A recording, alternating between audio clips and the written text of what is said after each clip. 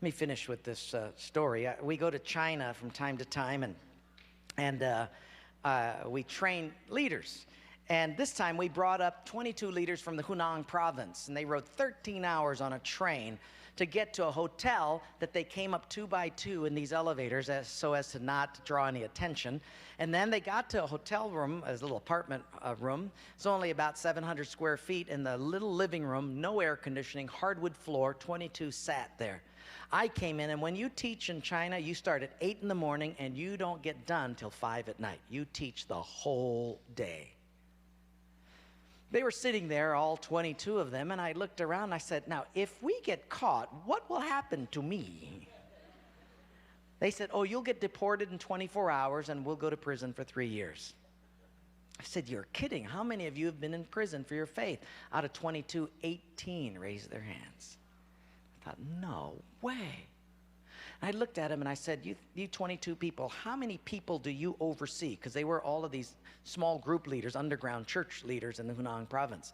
I said, how many, if you counted up all the people under your jurisdiction, how many would it be? And they counted them up, and they said, little over 20 million.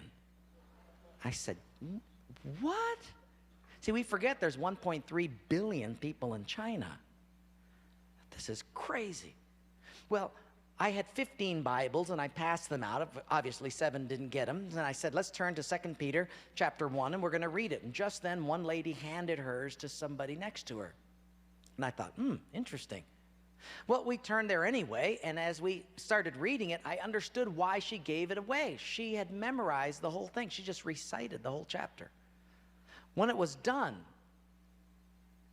I went over to her at a break, and I said, you recited the whole chapter. She says, oh yes, I've memorized many chapters. I said, where did you memorize so many chapters? She said, in prison. I said, you have much time in prison. So I said, but don't they confiscate the Bible? And she said, yes. So people bring in scriptures written on pieces of paper, and they bring it in. So I said, but then if they find that piece of paper on you, won't they confiscate that? She said, oh yes, that's why you memorize it as fast as you can. Because even though they can take the paper away, they can't take what's hidden in your heart. I thought, wow. Well, after 3 days, you fall in love with these people. And when it was done, I said, how can I pray for you? I'm going to go back to America, and you guys have been just so wonderful. How can I pray for you?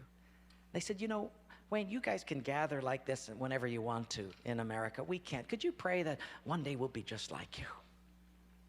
And I looked at him and I said, I will not do that. Big incredulous eyes looked at me and they said, why? I said, because you guys rode a train for 13 hours to get here. In my country, if you've got to drive more than an hour, people don't come. You sat on a wooden floor for 3 days. In my country, if people have to sit more than 40 minutes, they leave. You sat not only here for 3 days on a hard wooden floor, but you did it without air conditioning. In my country, if it's not padded pews and air conditioning, people don't often come back. In my country, we have an average of 2 Bibles per family. We don't read any of them.